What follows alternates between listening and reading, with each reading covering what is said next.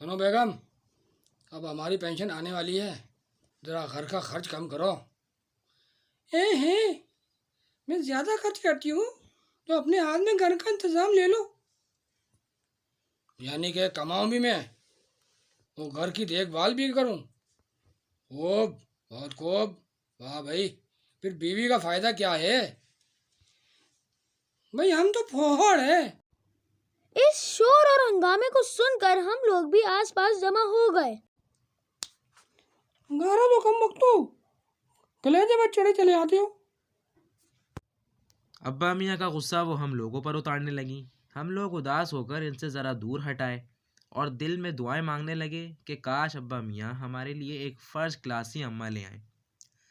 خیر ابا میاں نئی اماں جان تو نہیں لائے، لیکن ہماری پرانی اماں کو انہوں نے اس بات پر ضرور راضی کر لیا کہ وہ خرچ کم کرنے کی اسکیم پر غور کرنے کو تیار ہوں۔ اب میری تجویز یہ ہے کہ سب نوکر نکال دو۔ یہ 2 باورچی کیوں ہیں؟ آپ ہی نے تو کہا نا، اکیلے باورچی سے اتنے آدمیوں کا کھانا پکوانا جرم ہے، زبردست دوسرا باورچی رکھوایا تھا آپ نے۔ خیر چھوڑو باورچی کو، یہ بتاؤ کہ یہ عورتیں کون کون سی بدلی ہیں؟ وہی عورتیں ہیں جو شروع سے تھی۔ اور یہ بتاؤ کہ یہ بچے کس کس کے بھر رکھے ہیں؟ لو اور سنو، ارے یہ سب اپنے بچے ہیں۔ لو اور سنو، ارے یہ سب اپنے بچے ہیں۔ یہ سب کے سب ہمارے تمہارے، یعنی کہ بالکل ہمارے بچے ہیں۔ توبہ ہے، آپ تو بات کو فوراً پکڑ لیتے ہیں، یہ تو اکبر ہی کے بچے ہیں۔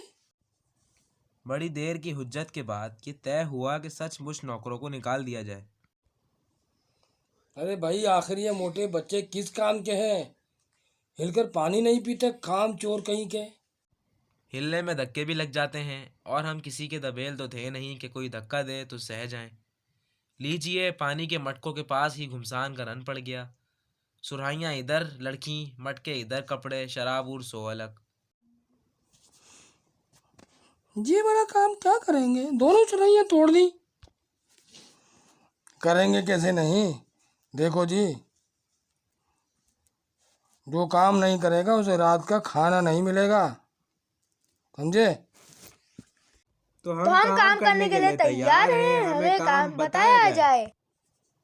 بہت سے کام ہیں جو تم کر سکتے ہو، مثلاً یہ دری کو تو تم دیکھو کتنی میلی ہو رہی ہے، آنگن میں جا کر دیکھو کتنا کوڑا پڑا ہوا ہے، صحن میں پیڑ ہیں ان کو پانی دینا ہے، اور ہاں بھائی یاد رہے مفت تو یہ کام کروائے نہیں جائیں گے، تم سب کو تنخواہ بھی ملے گی۔ ایک دم ہم فرش دری پر چمڑ گئے۔ چاروں طرف سے ہم نے دری کے کونے پکڑ لیے اور پھر اسے اسی کمرے میں جھٹکنا شروع کر دیا۔ کھانستے کھانستے ہم سب بے دم ہو گئے۔ تو یہ طے ہوا کہ پیڑوں میں پانی دیا جائے، ڈونگے اور کٹورے گلاس ہی لے بھاگے۔ یہاں پر بھی وہ گھمسان مچی کہ کیا مجال جو ایک بوند پانی بھی کسی کے برتن میں آ سکا ہو۔ فوراً بڑے بھائیوں، بہنوں، ماموں، چچاؤں اور دمدار خالاؤں اور پھپھیوں کی ایک زبردست کمک بھیجی گئی۔ فوج نے آتے ہی اپنی پتلی پتلی نیم کی چھڑیوں سے ہماری ننگی ٹانگوں اور بدن پر وہ سڑاکے لگائے کہ ڈونگا اور کٹورا فوج میدان میں ہتھیار پھینک کر پیٹھ دکھا گئی۔ ہم لوگ قائل ہو گئے کہ سچ مچ یہ صفائی وغیرہ کے کام اپنے بس کی بات نہیں ہے، اور نہ ہی ان پیڑوں کی دیکھ بھال ہم سے ہو سکتی ہے، اس لیے مرغیاں ہی بند کر دیں۔ بس شام ہی سے یہ کام شروع کر دیا، لہٰذا جو بانس ہم لوگ قائل ہو گئے کہ سچ مچ یہ صفائی وغیرہ کے کام اپنے بس کی بات نہیں، اور نہ ہی ان پیڑوں کی دیکھ بھال ہم سے ہو سکتی ہے، اس لیے مرغیاں ہی بند کر دیں۔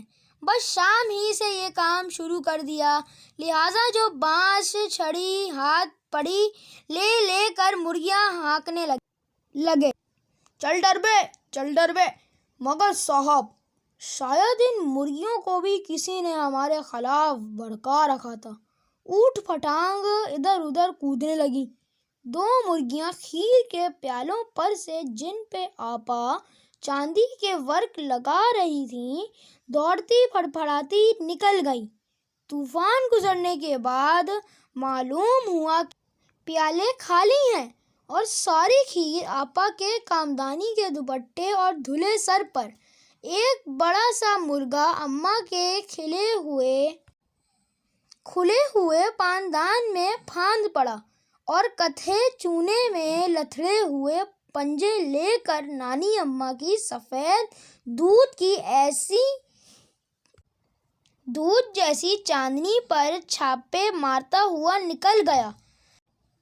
एक मुर्गी दाल की पतीली पर छपाका मार कर भागी और सीधी जाकर मूरी में इस तेजी से फिसली कि सारी कीचड़ खाला जी के मुंह पर जा पड़ी, जो वहां पर बैठी हाथ मुंह धो रही थी। इतनी कोशिश के बावजूद एक भी मुर्गी डड़बे में जाने के लिए राजी ना थी। इधर किसी को ये सूझी कि बकरा ईद के लिए जो भीड़े के घर में आई हुई है वो ज़रूर भूखी होगी। चलो लगे हाथों इन्हें भी दाना खिला दिया जाए। दिन भर की भूखी भीड़े दाने का सूप देखकर जो सब की सब झपटी तो भागकर अपना आप बचाना मुश्किल हो गया।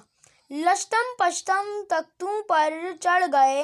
भेड़ी निहायत तकल्लुफ़ी से सब चीज़ों को रोनती मैंगनियों का छिड़काव करती दौड़ गई।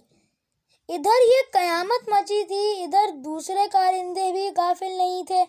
इतनी बड़ी फौज थी जिसे रात का खाना ना मिलने की धमकी मिल चुकी थी। घर में तूफान उठ खड़ा हुआ। ऐसा लगता था जैसे सारे घर में मुर्गियां, भीड़े, टूटे हुए तसले, बाल्टियां, लोटे, कटोरे और बच्चे बिखरे पड़े हों। अम्मा जान ने अपना सर पीट लिया। आपा जान चौखट पर बैठकर रोने लगी। बड़ी मुश्किल से अमन कायम करके भीड़े और बच्चे बाहर किए गए। मुर्गियां बाग में हंकाई गई। या तो बच्चे राज कायम कर लो या मुझे ही रख लो, वरना मैं तो चली मैके। अम्मा ने अल्टीमेटम दे दिया और अब्बा ने सबको कतार में खड़ा करके पूरी बटालियन का कोर्ट मार्शल कर दिया। अगर किसी बच्चे ने घर की किसी चीज को भी हाथ लगाया तो बस रात का खाना ये लीजिए। इन बुजुर्गों को तो किसी करवट चैन नहीं। हम लोगों ने भी ये तय कर लिया है कि अब चाहे कुछ हो जाए, हिलकर पानी भी नहीं पिएंगे। Yeah, I do just what I do, and I hope you let me in, yeah.